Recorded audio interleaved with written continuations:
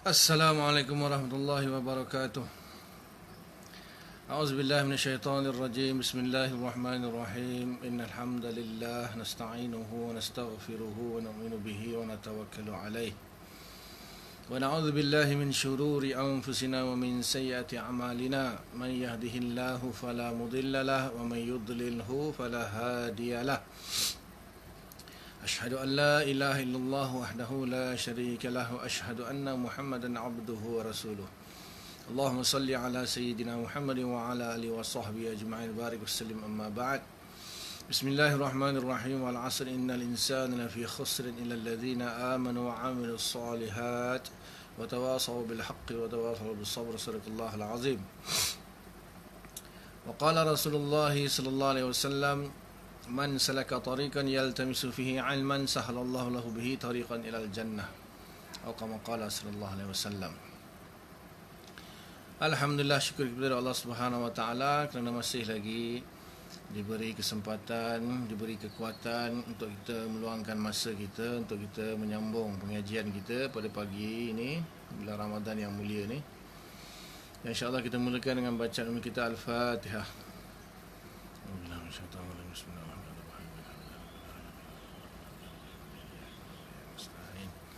اهدنا الصراط المستقيم صراط الذين أنعمت عليهم غير المغضوب عليهم ولا الضالين آمين.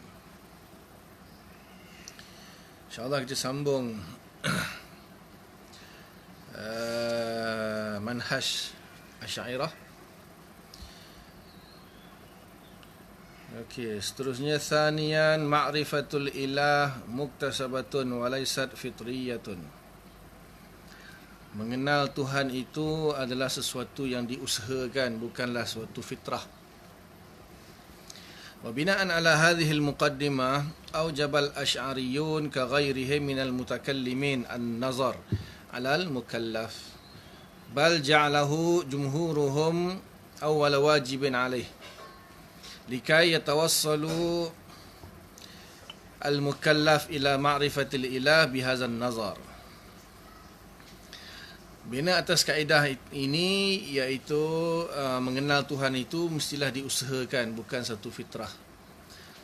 Maka ulama Asy'ariyah mewajibkan nazar ke atas mukallaf seperti mana ulama mutakallimin yang lain. Bahkan jumhur mengatakan menjadikannya sebagai perkara yang pertama yang wajib, iaitu ma'rifat, supaya mukallaf itu sampai kepada ma'rifatullah dengan nazar ini. Lakin al-ijab an-nazar indahum bisyar'i. Akan tetapi ijab an-nazar itu indahum bisyar'i di sisi Asy'ariyah, sebab tu dia guna indahum. Kitab ni dia guna indahum di sisi mereka. Kalau dia Asy'ariyah dia kata indana. Kalau dia Asy'ariyah dia akan kata indana. Jadi di sini dia kata indahum di sisi mereka. Maka dia ni buat kajian tentang Asy'ariyah. Tapi betul lah kajian dia tu. La bil aqal. La bil aqal, bukanlah dengan akal. Khilafan lil Mu'tazilah. Khilafan lil Mu'tazilah, berbeza dengan Mu'tazilah. Mu'tazilah mengatakan bahawa mengenal Tuhan itu wajib, dihukumi wajib oleh akal. Walan yatawassal al-mukallaf ila ma'rifati hadhihi al-ilah illa an tariqin nazar fi hadzal alam. Ya, mukallaf itu tidak akan sampai kepada ma'rifatullah melainkan dengan jangan jalan nazar pada alam ini. Allazi sayadullu hudusuhu in najaha bi isbati zalik ala wujudil muhdisihi. Maka yang mana tarik nazar ini, jalan memikirkan tentang ketuhanan ini akan membawanya, akan menunjukkan sifat hudus alam tersebut kepada wujudnya muhdis bagi alam tersebut. Jadi di sini Asy'ariyah mengatakan dan jumhur mutakallimin lah bahawa mengenal Tuhan itu ialah benda yang muktasab. Benda yang muktasab, maksudnya muktasab itu benda yang mesti diusahakan. Lagu Raihan menyebutkan iman itu tidak boleh diwarisi. Jadi dia ada isu di sini, ada sebahagian mengatakan bahawa dia adalah fitriyah, maksudnya benda yang berbangsa fitrah. Sebab kerana ada sebuah hadis Nabi mengatakan kullu mauludin yuladu alal fitrah. Ada hadis ini mengatakan kullu mauludin yuladu alal fitrah. Nabi bersabda setiap anak itu dilahirkan atas fitrah. Wa abawahu, dan kedua ibu bapanya lah. Waalaikumsalam warahmatullahi. Yuhawwidanuhu wa yunassiranuhu wa yumajjisanuhu. Mak ayah dia lah yang meyahudikan, menasranikan dan memajusikannya. Jadi di sini ada ada sebahagian ulama, antaranya Ibnu Taimiyah lah, siapa lagi, mengatakan bahawa seseorang bayi itu dilahirkan dalam fitrah. Fitrah itu dia mengatakan bahawa itu adalah fitrah itu Islam. Jadi adalah munakasyah yang panjang, perdebatan yang panjang dalam memahami hadis tersebut. Tapi Asy'ariyah dengan dalil-dalil dia, dengan hujah-hujah dia lah, boleh buka kitab. Dalam kitab Syekh Sa'id Budah pun sebut munakasyah antara dalil-dalil. Sebab apa? Ibn Taimiyah menjadikan antara usul dia ialah mestilah sesuatu itu diperolehi dengan hissiyah ataupun secara fitriyah dan sebagainya lah. Panjang pembahasan dia. Jadi di sini Asy'ariyah mengatakan bukan fitriyah tetapi nazariyah ataupun muktasabah. Maksudnya seseorang itu ingin mengenal Tuhan mesti dengan cara dia kena usaha lah. Dia kena berusaha untuk mengenal Tuhan. Maksudnya bukanlah seseorang tu boleh menjadi Islam dengan secara fitrah, tak mungkin. Jadi sebab itulah Allah Ta'ala utuskan para rasul kan, para rasul untuk menyampaikan kepada manusia tentang siapakah Allah Subhanahu Wa Ta'ala. Jadi kalau Allah Ta'ala itu boleh boleh dikenal secara fitrah, kalau Allah Ta'ala tak utuskan rasul pun, maka di situ manusia boleh kenal Allah dengan fitrah. Maka mustahil, itu mustahil. Cuma masalahnya apakah kaedah tersebut, usaha tersebut untuk mengenal Tuhan tu namanya nazar. Dipanggil nazar. Dah bahas dah sebelum ni. Ini antara manhaj Asy'ariyah. Mana kita kata mengenal Tuhan mesti dengan nazar. Nazar tu berfikir daripada makhluk kepada khalik. Daripada makhluk kepada khalik. Maknanya apa yang kita nampak di sekeliling kita ni makhluk, dan diri kita pun termasuk makhluk. Jelaskan ayat Quran yang mana yang saya baca selalu tu, inna fi khalqis samawati wal ardi wa ikhtilafil laili wan nahar la ayatil ulil albab. Dan afala yanzuruna ila al-ibili kaifa khuliqat wa ila as-samai kaifa rufi'at wa ila al-jibali kaifa nusibat wa ila al-ardi kaifa sutihat. Apakah kamu tidak yanzuru, nazar, memerhatikan, make an observation, ilal ibil, kepada unta, kaifa khuliqat, bagaimana diciptakan. Jadi Allah suruh melihat unta tu melihat unta kan. Kalau orang baca Quran, Allah suruh lihat unta, Allah suruh lihat langit, Allah suruh lihat gunung, Allah suruh melihat bumi. Jadi ada maksud itu, ada maksud yang sangat penting. Kaifa khuliqat, di situ daripada penciptaan unta itu kita boleh mengetahui siapakah penciptanya. Afala yanzuruna ila sama kaifa banainaha, apakah kamu tidak melihat kepada langit bagaimana kami binanya. Jadi itu semua ayat-ayat yang menunjukkan bahawa wajib, bukan satu dua ayat, bahkan ratusan ayat dalam Quran menunjukkan bahawa Allah Ta'ala menyuruh kita berulang-ulang kali, afala tatafakkarun, afala ta'qilun, afala yanzuru. Semua ayat-ayat itu menunjukkan bahawa wajib kita nak mengenal Allah, wasilah untuk mengenal Allah. Sebab ayat dia itu bermula dengan Allah menceritakan tentang kejadian alam. Kemudian akhirnya Allah Ta'ala mengatakan tanda-tanda bagi orang-orang yang berakal, tanda-tanda bagi orang yang mahu berfikir, tanda-tanda bagi ulul albab, orang yang bijak. Jadi itu jelas. Maka kita mengatakan bahawa nazar itu wajib, bahkan awal wajibin. Awal-awal kewajipan. Pasal apa? Seperti mana yang saya sebut dah sebelum ni, daripada nazar, maksudnya berfikir tentang alam ini akan membawa kita kepada mengenal pencipta alam itu. Maka di situ kita, apabila mengenal pencipta alam, kita mengenal Tuhan. Maka di situlah bila kita sudah mengenal Tuhan, kita pembahasan dalam bab sifat wujud tu dah bahas kan. Jadi siapakah Tuhan itu? Maka di situlah kita perlukan dalil naqli, perlu kepada Quran, perlu kepada hadis. Itulah Asy'ariyah tak semata-mata akal. Asy'ariyah tidak semata-mata akal. Sebab mustahil akal boleh tiba-tiba saja terlintas dalam pemikiran atau dalam hati dia alif lam lam ha Allah.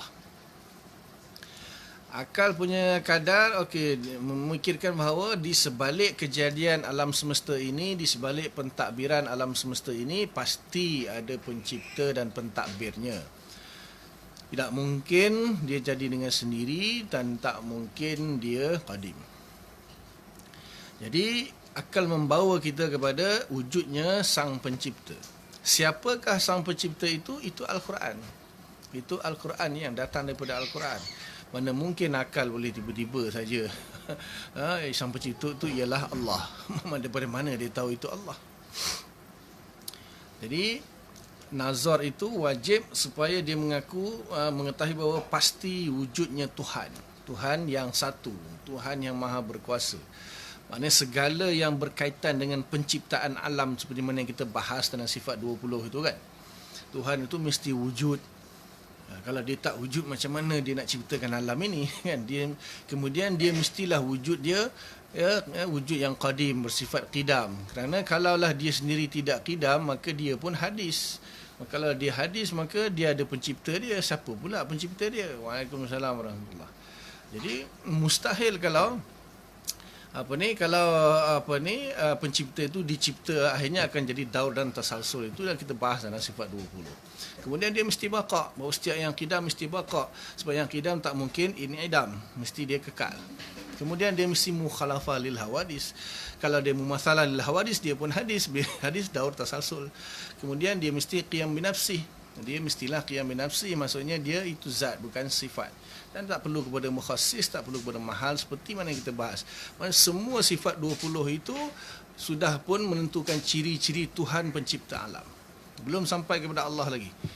Kemudian mestilah ada kuasa. Macam mana nak cipta tanpa kuasa? Mestilah ada kehendak. Takkan cipta dengan terpaksa. Mesti ada ilmu nak mentadbir alam ini, nak mencipta, nak buat cokodok pun tak ada ilmu, tak jadi cokodok kan. Kemudian mestilah hidup. Jadi 10 sifat itu wajib bagi sang pencipta. Cuma samak basar kalam itu ada khilaf lah. Samak basar kalam itu ada khilaf. Dia ada yang kata akli, ada yang kata nakli, yang lebih kuat. Bukannya maksudnya akli dan nakli ni, maksudnya bila kata akli menolak nakli ya. Tidak, semua yang ke-10 itu semua diberitahu oleh nakli.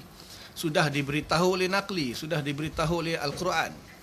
Jadi sebab tu saya kata masdar talaqi bagi hukum itu adalah Quran dan hadis, dan masdar talaqi bagi makrifat itu ialah akal.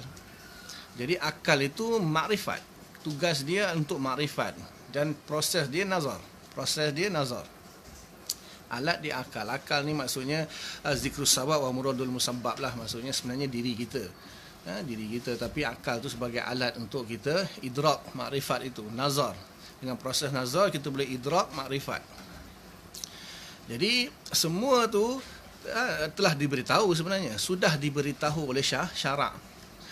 Tuhan itu wujud, Tuhan itu dia qadim, Tuhan itu dia baqa, Tuhan itu dia mukhalafah lil hawadis, maksudnya laisa kamitslihi syai'. Tuhan itu dia qiyam binafsi, ghani mutlak. Tuhan itu dia ahad wahdaniyah. Tuhan itu innallaha ala kulli syai'in qadir. Dia beritahu semua sifat-sifat itu.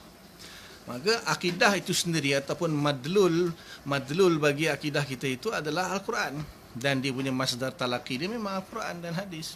Cuma akal peranan dia untuk idrak, idrak tu maksudnya akal dikuatkan dengan dalil, dengan melalui proses nazar itu, maka dia membenarkan apa yang telah disampaikan oleh nakal itu. Akhirnya maksudnya apa yang disampaikan oleh nakal itu dibenarkan oleh akal. Jadi itu Imam Ghazali kata nurun ala nur kan. Maksudnya dengan dalil akli dan dalil nakli itu jadilah petunjuk yang sempurna. Jadi kalalah misalnya lah orang tu kata dia tak guna akal langsung, maknanya terus dia terima sahaja Quran hadis, macam Wahabi lah katanya tak pakai kan dalil akal, maka kita kata dia muqallid, selesai. Cuma bab lain tu dia kata tentang ayat mutasyabihat tu, itu nanti kemudian. Jadi maknanya kalau orang yang tidak mewajibkan nazar, bahkan sebahagian dia kata haram nazar, itu pelik menyalahi Al-Quran tu. Jadi Asy'ariyah punya manhaj kata wajib nazar, kerana nazar itu adalah asbab ataupun wasilah untuk mencapai makrifat. Ma la yatimul wajib illa bihi fahuwa wajib. Sesuatu yang tidak sempurna wajib dengan dia adalah wajib. Jadi untuk mencapai makrifat maka perlu nazar. Dan bila ma'rifatullah itu memang wajib, itu sepakatlah, kita dah bahas kan, fa'lam annahu la ilaha illallah, itu jelas wajib, tak ada yang sepakat tak ada khilaf mengatakan tak wajib mengenal Allah. Mustahil. Pasal apa? Takkanlah kau beriman siapa Allah, tak tahu Allah, mustahil. Jadi ini Asy'ariyah wajib nazar, bahkan awwalu wajibin. Sebab apa? Bila dengan nazar bawa kepada makrifat, kemudian seterusnya adalah tasdik. Iman ataupun tasdik bil qalbi kan tabi' lil makrifat, kita dah bahas sebelum ni. Kemudian satu syahadah. Ini tertib tazkiri lah, ataupun tertib ikhbari, tertib ta'akul, bukannya mesti kena dulu nanti bermakna kalau orang tu tak buat benda tu semuanya semayang dia sebelum ni batal semua. Tidak. Susunan dia sepatutnya macam tu. Jadi setelah syahadah baru dia beramal. Sebab tu jadi awwalu wajibin. Dia jadi awwalu wali, itu manhaj Asy'ariyah. Cuma di sini disebutlah khilafan lil Mu'tazilah. Biasalah memang banyak dalam kitab-kitab Asy'ariyah paling banyak menolak Mu'tazilah, kemudian falsafah, kemudian Mujassimah, Musyabbihah, Qadariyah, Jabariyah, semua kelompok Karamiyah dan sebagainya ditolak oleh Asy'ariyah. Tiba-tiba ada dakwaan kata Asy'ariyah itu adalah Mu'tazilah, bekas Mu'tazilah. Kalau Ibn Taymiyah lagi teruklah tuduhan dia, khawanis. Dia kata Asy'ariyah ni khawanis Mu'tazilah. Maknanya nak kata Mu'tazilah piau, tidak, pondannya Mu'tazilah. Itu kata-kata Ibn Taymiyah tu. Asy'ariyah ni pondannya Mu'tazilah. Maksudnya dia tak piau Mu'tazilah. Kalau pondan tu kan bukan piau perempuan kan. Dia asalnya lelaki tapi nak jadi perempuan, maka dia panggil pondan sebab dia tak piau. Jadi kata Ibn Taymiyah, Asy'ariyah ni khawanisnya Mu'tazilah, bukan piau Mu'tazilah, dia dah ubah sikit tapi masih ada unsur Mu'tazilah. Tu kata Ibn Taymiyah. Kita mudah saja, bukan 100% Mu'tazilah itu semuanya menyalahi Islam, bukan 100% menyalahi ahli sunnah. Hanya beberapa saja, beberapa pandangan, pendapat, akidah Mu'tazilah itu yang mengeluarkan dia daripada Ahlus Sunnah wal Jamaah, tapi tak mengeluarkan daripada Islam. Tidak, mereka masih Islam walaupun mereka menafi sifat misalnya. Maka mereka mengatakan itu hanya sebagai sifat saja. Mereka tak menafikan i'tibar Allah tu qadir, Allah tu alim, mereka tak nafikan. Jadi kena baca juga Mu'tazilah punya kitab Usulul Khamsah dia lah sekurang-kurangnya. Jadi dia kata maksudnya wajib tu bil akal. Jadi di sini kita memang khilaf oleh Mu'tazilah. Kenapa? Tentang hukum itu dah dibahas sebelum ni kan. Jadi Mu'tazilah ni sebab apa, dia ada satu kaedah iaitu tahsin wa taqbih itu bil akal. Tahsin wa taqbih itu bil akal. Dan panjanglah pembahasan ni sebenarnya. Jadi ada beberapa perkara yang mana akal menjadi hakim bagi perkara tersebut, dan ada beberapa perkara yang mana syarak menjadi hakim kepada perkara tersebut, dan yang ketiga adat lah. Kita dah bahas sebelum ni, tapi jelas Asy'ariyah mengatakan bahawa ahkam itu adalah masdar talaqi dia, hakim dia adalah Quran hadis, iaitu Allah Subhanahu Wa Taala melalui perantara rasul dia. Kalau makrifat, maka masdar talaqi dia akal. Masdar dia talaqi dia akal, dan yang menghukumi dia akal. Jadi kalau di sini mengenal Tuhan itu kan wajib syarak, syarak. Maksudnya di sini dia punya rentetan daripada khilaf antara Mu'tazilah dengan Asy'ariyah itu mengakibatkan beberapa hukum, iaitu orang-orang yang hidup pada zaman yang tidak ada nabi dipanggil zaman ahlul fatrah. Zaman ahlul fatrah. Di zaman ahlul fatrah itu maksudnya tidak ada nabi yang diutuskan. Jadi ulama membahagikan kepada 3 jenis golongan manusia. Yang pertama, ahlul fatrah yang mewarisi Islam. Tak kiralah millah Ibrahim ke Yahudi ke Nasrani ke, agama yang mengesakan Allah Taala. Dia dapat cara macam mana itu panjang, boleh kaji sendirilah. Contohnya Waraqah bin Naufal kan, sebelum Nabi diutus pun dia dah, maksudnya sebelum Nabi dilantik menjadi Rasul pun dia dah Islam dah. Maksudnya dia dah memang menyembah Allah pun, sebab dia amalkan Taurat dan Injil yang pure. Bahkan dia yang menterjemahkan Taurat Injil ke dalam bahasa Arab kan, Buhairah dan sebagainya, Abdullah bin Salam. Jadi itu ahlul fatrah yang beriman kepada Allah, ini confirm. Cuma bila mereka sampai dakwah Nabi Muhammad kepada mereka terimalah. Waraqah bin Naufal itu tak sempat kan, dia tak sempat. Dia dah janji dengan Nabi dia akan ikut Nabi, tapi akhirnya dia tak sempat, dia meninggal. Kemudian al-fatrah yang tidak beriman kepada Allah dan tidak menyembah selain Allah. Dia hidup macam manusia biasa yang macam binatang lah. Orang kata makan, minum, kahwin, tempat tinggal. Dia tak ada kaitan dengan ibadah. Tak menyembah berhala pun tidak, menyembah Allah pun tidak, kenal Allah pun tidak, apa pun tidak. Ini ahli fatrah ni pun ulama sepakat kata selamat. Ahli sunnah wal jamaah.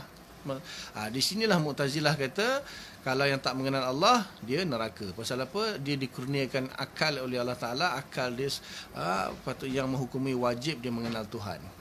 Di sini Mu'tazilah kata ahlul fatrah itu kalaulah dia tidak beriman, tak menggunakan akal dia untuk dia beriman, maka dia neraka juga. Kita kata, kita bagi satu ayat, wa ma kunna mu'adzibina hatta nab'atha rasulah. Sesungguhnya kami tidak akan mengazab satu kaum melainkan kami utuskan rasul. Jadi di situlah kita kata ayat Al-Quran ini menunjukkan bahawa selagi tidak datang rasul-rasul, maka di situ tidak ada syarak, tidak ada hukum syarak. Maka yang berhak untuk menghukumi itu hanyalah syarak saja. Kemudian yang ketiga, ahlul fatrah yang menyembah berhala. Di sini khilaf. Di sini ada khilaf. Sebahagian pendapat mengatakan kalau dia menyembah berhala, terutamanya Mu'tazilah lah, confirm lah, maka dia kafir, masuk neraka. Tetapi jumhur ahli sunnah mengatakan, Asy'ariyah mengatakan bahawa dia selamat. Walaupun ada yang mengatakan dia ada dalil, munakasyah dia panjang. Di sini bukan bab munakasyah, nak cerita tentang manhaj saja. Kalau bab munakasyah nanti panjang lagi pembahasan dia. Dalil-dalil yang hadis Nabi mengatakan bahawa ahlul fatrah, hatim tai dan sebagainya masuk neraka. Ada beberapa orang sahabat tanya tentang, sebut Siti Aisyah ni tanya, sebut beberapa nama orang yang mati zaman jahiliah itu mereka syurga neraka. Nabi kata neraka. Maka dijawab dengan kata mansuh. Dijawab dengan Nabi tak tahu lagi apa yang ayat tu belum turun lagi, wa ma kunna mu'adzibina, macam-macam lah dia punya hujah dia. Dan juga satu lagi yang paling penting sekali, iaitu di manakah nasib apakah nasib ibu bapa Nabi SAW. Ini masalah dia di sini. Sebab apa? Ibu bapa Nabi termasuk ahlul fatrah.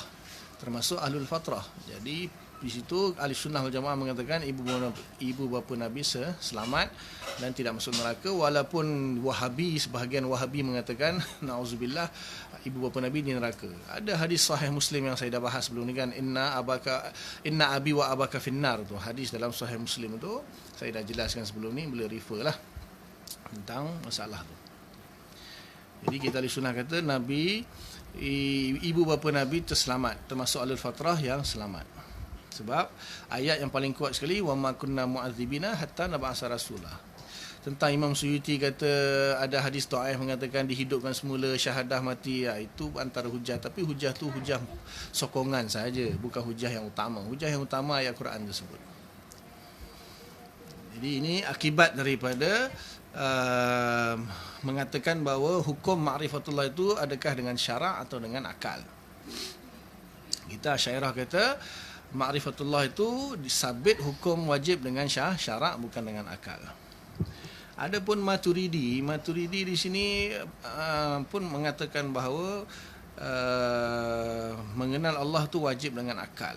Cuma ada beberapa pendapat mengatakan maksud kata-kata kata Maturidiyah itu wajib bil akal itu bukanlah wajib hukum tapi wajib idrak. Wajib idrak bukan wajib hukum. Alal khilaf, saya pun tak pasti mana satu yang muktamad yang Maturidi. Ada kitab Hasyiah Bajuri sebut kata ma'rifatullah wajib bil akal. Cuma wajib di situ bil akal menurut Maturidi itu wajib idrak ke atau wajib hukum. Itu yang jadi, sebab ada sebagian mengatakan maksud Maturidi kata wajib ma'rifatullah bil akal itu wajib idrak. Maksudnya mengenal Allah tu wajib bil akal. Maksudnya idrak dia tu dengan akal. Idrak dia dengan akal. Sebab syarak hanya menyuruh saja. Syarak menyuruh saja kita beriman kepada Allah. Cuma bila disuruh kita beriman kepada Allah, maka akal kita lah yang akan idrak ma'rifatullah itu. Sama macam Asy'ariyah juga, sebab Asy'ariyah kata makna wajibnya memang dengan hukum wajib mengenal Allah tu memang dengan syarak, tetapi akal itulah yang akan nazar, akan idrak ma'rifat tersebut. Jadi macam sama, wallahu a'lam. Tak pasti. Sebab masalahnya dia yang taratub ataupun akibat daripada sesuatu hukum tu akal tak boleh hukum. Pasal apa? Siapa tak beriman dengan Allah, dia kafir, masuk neraka selama-lamanya. Itu akal tak boleh nak hukum. Tentang balasan, tentang sawab, tentang isabah ini, itu di luar jangkauan akal.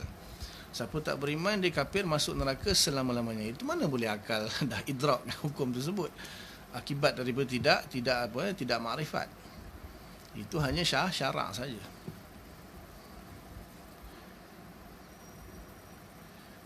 Jadi di sini kata seseorang mukallaf itu lam yatawassal ila ma'rifati hadhihi al-ilah illa an tariqin nazar fi hadzal alam.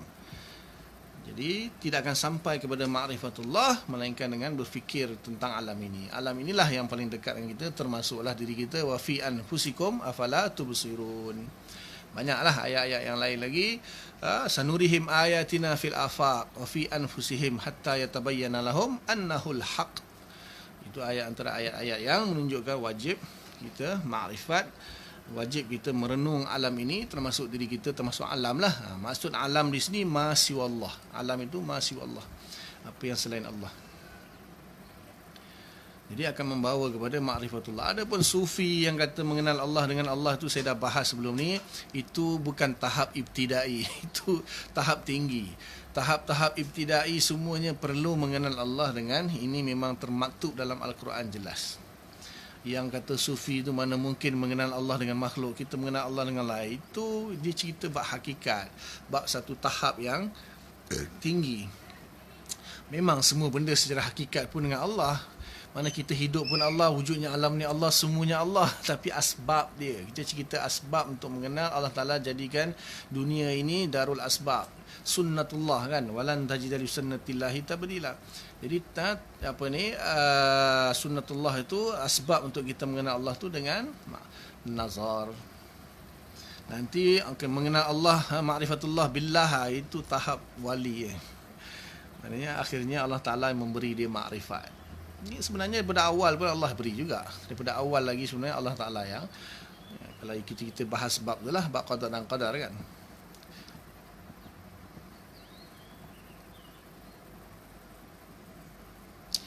Wa kama taqaddama ma'nan faqad sa'al mutakallimun ila taqsimi hadzal alam taqsiman jami'an mundabitan. Seperti mana yang telah lalu, mutakallimin telah membuat pembahagian terhadap alam ini dengan pembahagian yang jamek, yang menyeluruh, yang mundabit, yang terdefinasi. Maksudnya mundabit yang terdefinasi, yang maknanya bukan andaian-andaian saja, main cincai-cincai saja, tak ada. Semuanya mundabit, semuanya telah didefinasikan dengan satu-satu makna, apa itu jisim, apa ciri-ciri jisim, apa kelaziman jisim, apa dabit jisim, apa sifat nafsiah jisim. Kemudian arat dia, arat tu apa sifat nafsiah dia, arat itu.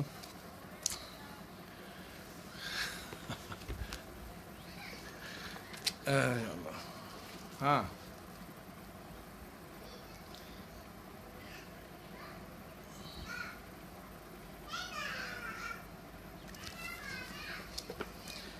Al-Masadirul Asliyah Al-Matbu'ah lil Aqidah Al-Ash'ariyah. Pengarang dia Saudi, bukan Asy'ariyah. Minta maaf lah.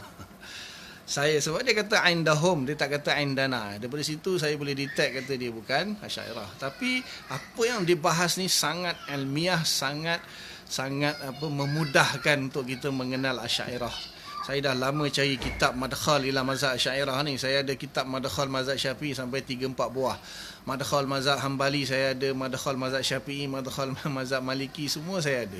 Tapi Madkhal Mazhab Asy'ariyah saya tak ada. Cari-cari manalah ulama nak mengarang. Saya tak jumpa lah. Yang saya jumpa yang ni pun ada Pak Arab yang tokek kedai UM tu, dia recommend kat saya.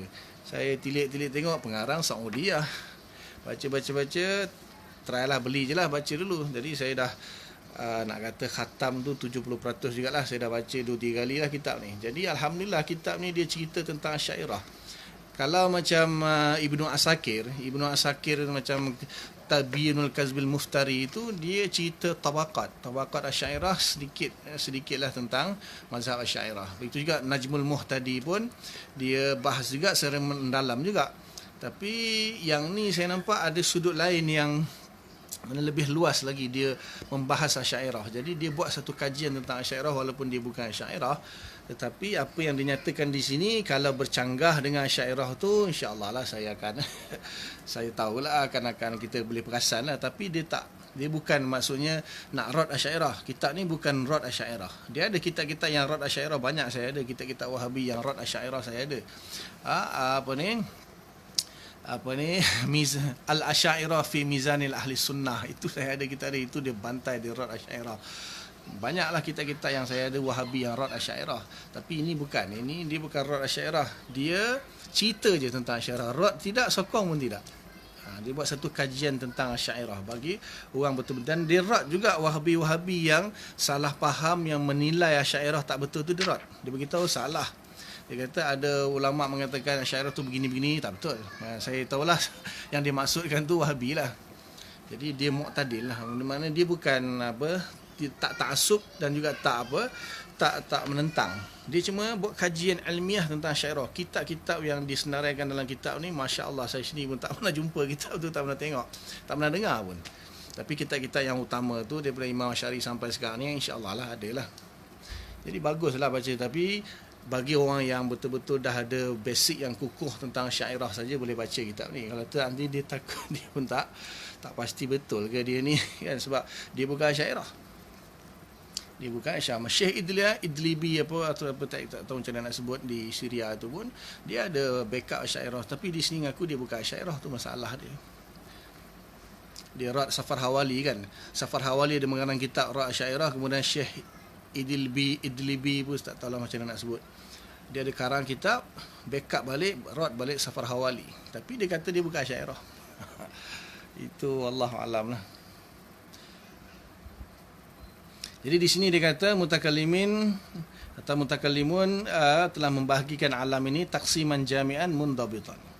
Likai yakuna hukmuhum alaihi syamilan li jami'il afradihi. Wa qassamuhu ila jawahir wal a'rad. Ini dah bahas dah.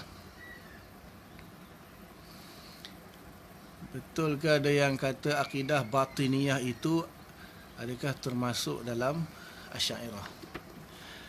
Akidah batiniyah tu apa dia? Batiniyah ni ada banyak tafsiran. Antaranya akidah batiniyah itu Syiah. Dan antaranya yang mengatakan batiniyah itu Sufi.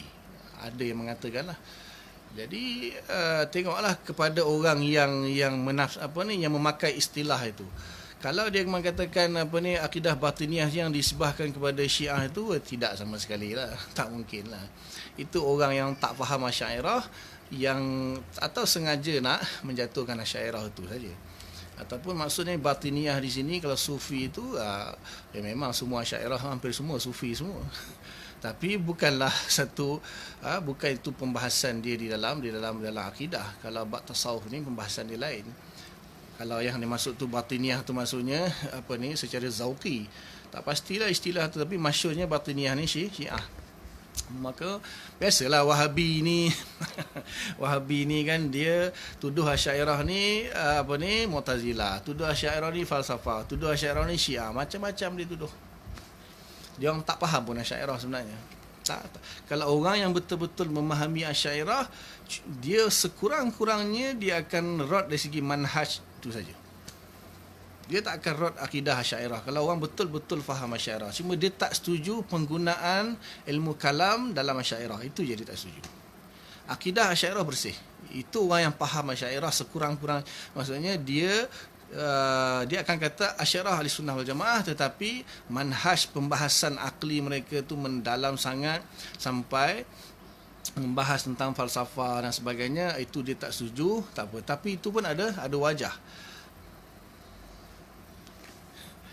Suka sembang makrifat, tasawuf lah tu. Tak ada. Dia bukan Asy'ariyah. Asy'ariyah bebas daripada mak lepat, mak rifat, mak apa semua, tak ada. Asy'ariyah kalau nak cari sufi Asy'ariyah, semua sufi. Imam Haramain sufi, Imam Qushairi sufi, Imam Zarruq sufi Asy'ariyah, Imam Ghazali tu saya ceritalah. Semua Syekh Ibrahim Laqani, Syekh Imam Sawi, semuanya sufi. Imam Iji, Imam Taftazani, semuanya sufi. Semua sufi. Tapi tak ada makrifat, maklepat semua tak ada. Itu mujahil murakab tu semua. Jauh langit dan bumi.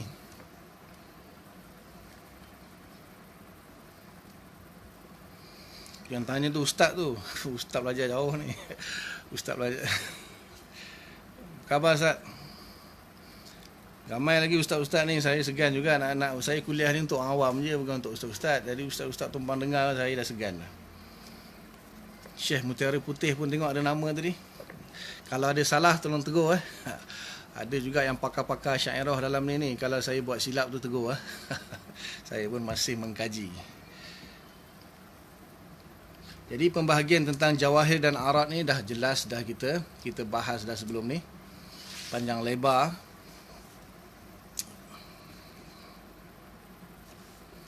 Sumastadallu bima yatra'u ala hazaini qismaini min taghayyuri 'ala al-hudus hadzal 'alam al-murakkab minhuma. Wa kaunu dhalika at-taghayyur wa ma yatarattabu 'alaihi min hudus yadullu bid-darurah 'ala wujudi muhdis ahdathahu. Jadi tariqah nazar tu kita mudah saja, kita dah bahas sebelum ni, maknanya perubahan-perubahan yang berlaku pada alam semesta ini, sama ada wujud ba'dal adam ataupun tajaddud, itu saya dah bahas sebelum ni. Itu menunjukkan adanya muhdis dia. Sesuatu yang hadis pasti ada muhdis dia. Sebab ihdas binafsihi itu mustahil. Wujud dengan sendirinya mustahil. Kita dah bahas dah rujhan bi ghairi murajjah. Rujhan bi ghairi murajjah itu mustahil. Alam ini pada asalnya imkan kan. Jadi sebab tu kita dah bahas dengan sifat wujud lah. Ini saya ringkas, saya kata bahawa kita memahami bahawa setiap yang imkan itu pasti ada yang mentarjihkannya, kerana imkan itu kan boleh wujud, boleh adam. Ya juzu, yang dia harus, hukum dia yajuz wujuduhu wa adamuhu. Harus baginya kewujudannya dan harus bagi ketiadaannya. Jadi dia punya yajuzu wujuduhu dengan yajuzu adamuhu itu kan mutasawiyan, bersama itu. Memanglah wujud dengan Adam tak sama. Orang confuse kat sini kan. Maknanya alam ini wujud dengan Adam dia sama. Wujud dengan Adam dia sama. Jadi di sini dia confuse sikit. Dia kata mana boleh wujud Adam sama, tiba-tiba boleh terjadi tarjih bi ghairi murajjah itu tanpa tanpa ada murajjah. Dia tak faham dekat mana samanya tu. Sama dia pada jawaz ni tu, jawazul wujud dengan jawazul adam. Jadi hukum imkan bagi sesuatu benda yang berhukum imkan itu kan, dia ada jawazul wujud dengan jawazul adam. Mana boleh wujud dan boleh adam. Jadi jawaz itu yang mutasawiyan. Jawaz itu yang mutasawiyan. Jadi bila dia mutasawiyan, maka bila dia ditarjihkan salah satu sudut, maknanya sama ada dia wujud atau kekal adam, maka mesti ada murajjah. Mesti ada murajjah. Begitu juga tajaddud. Tajaddud pun hukum asal dia wujud badal adam juga. Maka di situ pasti ada murajjah. Tak mungkin tidak ada murajjah. Jadi yang mentarjihkannya mestilah fa'ilul mukhtar. Mesti fa'ilul mukhtar iaitu Allah Subhanahu wa taala. Tidak ada selain daripada fa'ilul mukhtar lah.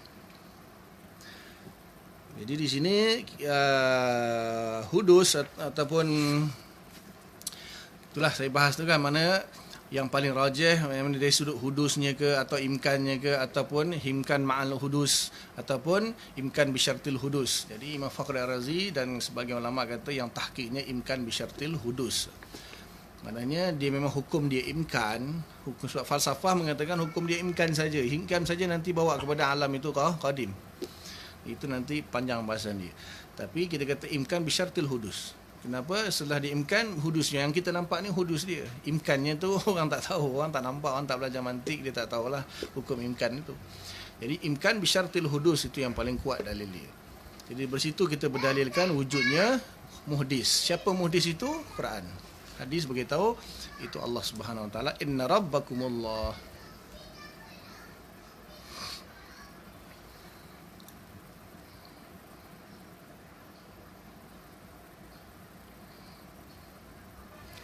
والأشعريون يوافقون جمهور المتكلمين في هذه المسألة وبما ينبغي التنبيه عليه أن هناك خلافا بين العلماء الأشعرية في صحة الإيمان المقلد ولو كان ما قلده صحيحا في واقع الأمر حيث يرى بعضهم أنه غير مؤمن لانعدام علم لديه ويرى البعض الآخر صحة إيمانه مع كونه عاصيا بترك المعرفة الأدلة idza kana qadiran 'ala an-nazar.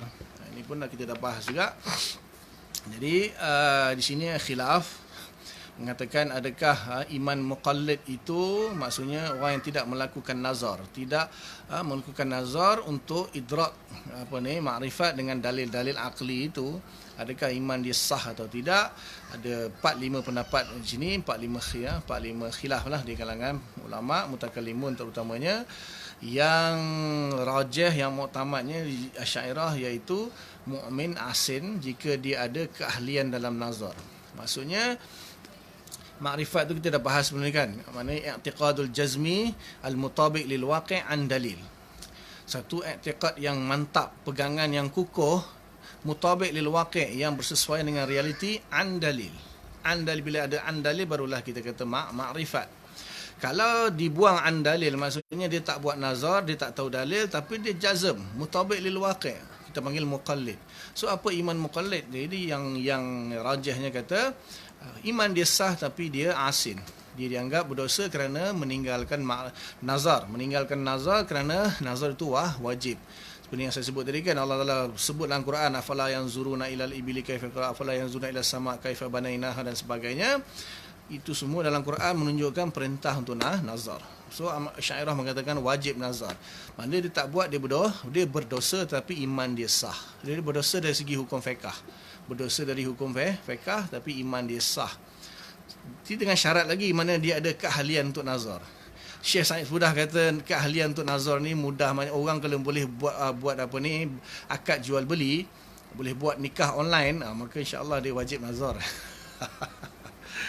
Kalau dia boleh buat akad nikah, akad jual beli, maksudnya ini saya tambah sendiri ya. Orang yang boleh buat, ada kata bahkan akad jual beli itu lebih susah daripada nazar. Termudah, taik kucing menunjukkan ada kucing berak situ. Selesai. Taik kucing menunjukkan ada kucing berak, itu secara ijmali.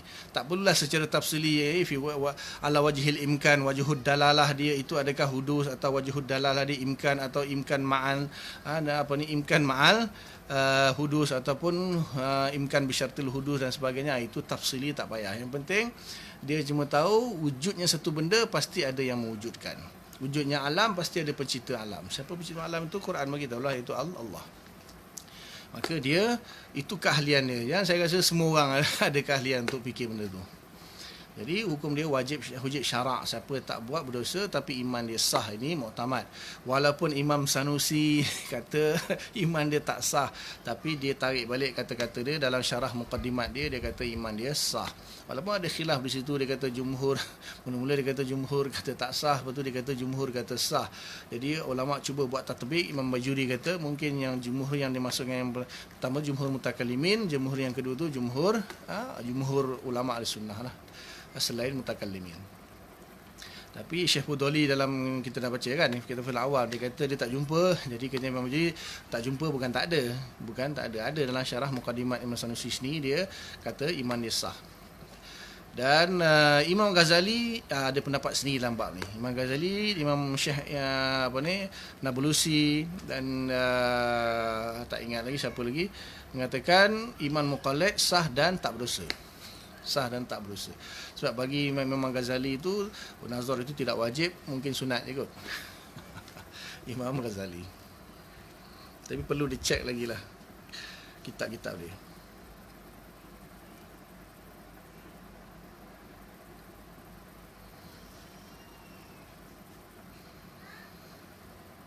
Nanti kita sambung lagi insya-Allah. Hari ni tak boleh. Hari ni kena sekejap je. Pasal apa, saya ada kelas tadabbur je lagi. Kelas tadabbur Quran online juga ni. Siapa nak tengok boleh tengok dalam page Islami. Facebook Islami dengan ARGKL. ARGKL dia ada ARGJB, dia ada ARGKL. ARGKM punya page dengan Islami punya page.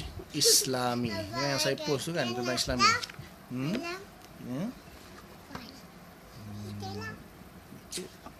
Andai. Bye. Ya. Bye. Cepat. Bye. Bye. Dah. Ya, Ma. Abang. 10 lagi 5 minit lagi saya diarahkan untuk standby. Jadi untuk hari ini setakat itu dulu. Jadi kita nak faham Asy'ariyah, saya dah beritahu banyak kali. Kita tengok Asy'ariyah. Dan Asy'ariyah pun bukan tengok yang mutaakhirin ni saja, jangan tengok ustaz-ustaz Asy'ariyah. Tengok betul-betul a'lamul Asy'ariyah. Selagi kita tak mengkaji kitab-kitab a'lamul Asy'ariyah, kita jangan claim itu Asy'ariyah. A'lamul Asy'ariyah, saya dah dalam siri saya tentang Asy'ariyah tu saya dah sebutlah dia punya tatawur dia, perkembangan mazhabnya daripada asal Imam Abu Hasan Asy'ari sampai zaman Imam Haramain, kemudian masuk kepada Imam Ghazali, kemudian Syarastani, masuk Fakhruddin Razi sampai Taftazani, sampai dah masuk Imam Sanusi sampai yang mutaakhirin. Itu macam mana kitab-kitab dia, mana yang didahulukan, mana yang dikemudiankan, itu saya dah bahas dah, boleh rujuk lah dalam kuliah-kuliah sebelum ni, ada tajuk dia itu. Jadi kita jangan tengok orang. Jadi kita mengenal Asy'ariyah dengan Asy'ariyah. Kita kenal Asy'ariyah dengan Wahabi, kacau lah. Wahabi dia tu dia celaru, dia punya mazhab sendiri pun dia tak faham, apa lagi nak faham Asy'ariyah. Jadi kita yang Asy'ariyah ni pun kadang-kadang tak faham Asy'ariyah. Jadi ambil betul-betul, dan nak memahami kitab-kitab Asy'ariyah ni bukan mudah, bukan bahasa dia punya ibarat dia bukan mudah, bukan satu yang mudah. Kita perlu pada keahlian juga, perlu berguru lah, sepatutnya perlu berguru. Antara yang masyhur zaman sekarang Syekh Said Huda, Syekh Nizar Hamadi, Syekh Hamzah Bakri Maturidi, kemudian syekh-syekh yang lain lagi lah, boleh dalam YouTube penuh tu, boleh rujuk lah. Dia orang baca kitab-kitab yang mutaqaddimin juga, baca Iqtisad fil I'tiqad, baca Syarah Aqidah Nasafiyah dan lain-lain tu boleh rujuk sana. Ulama-ulama Asy'ariyah yang muasirah, dia orang pun refer kepada mutaqaddimin juga. Jadi yang sekarang ni yang banyak celaru ni, kerana yang sekarang ni mengaku Asy'ariyah pun bukan Asy'ariyah, tak tepat lah kita kata. Kadang-kadang apa yang dia nukil kata tak berapa tepat. Jadi mengelirukan orang juga. Lawan Wahabi pun tapi tak kuasai betul-betul Asy'ariyah, masalah juga. Jadi insya-Allah pagi ni terpaksa dihabiskan cepat sikit. Kita insya-Allah sambung besok pagi macam biasa. Jadi kita tutup dengan kafarah majlis. Subhanallah bihamdika, asyhadu an la ilaha illa anta, astaghfiruka wa atubu ilaik. Subhana rabbika rabbil izzati amma yasifun wa salamun alal mursalin walhamdulillahi rabbil alamin. Assalamualaikum warahmatullahi wabarakatuh.